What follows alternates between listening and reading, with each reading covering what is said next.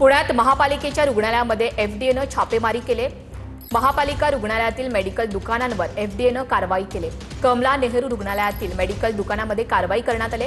खोकल्याचं औषध सुट्या स्वरूपामध्ये दिलं जात असल्याची तक्रार आली होती। जखमांवरील मलम देखील कागदावर दिलं जात असल्याची तक्रार दाखल झाली होती। अंबरनाथमध्ये नाल्यात खराब दुग्धजन्य पदार्थांचा खच सापडलाय। अंबरनाथ राज्य महामार्ग या ठिकाणची हा प्रकार आहे। एफडीएच्या कारवाईच्या धास्तीनंतर हे दूध विक्रेत्यांमध्ये दहशत पसरलेली पाहायला मिळते। संतोष देशमुख हत्या प्रकरणातील आरोपी वाल्मिक कराडची जामीन अर्जावरील पुनर्विचार याचिका सर्वोच्च न्यायालयानं फेटाळली। यापूर्वीच त्याचा जामीन अर्ज सर्वोच्च न्यायालयानं फेटाळला होता। तसंच 1 वर्षापर्यंत जामीन अर्ज दाखल करता येणार नाही असं देखील आदेशामध्ये नमूद केलेलं होतं। कोर्टाच्या आदेशानंतर देखील वाल्मिक कराडनं पुनर्विचार करावा अशी याचिका दाखल केली होती।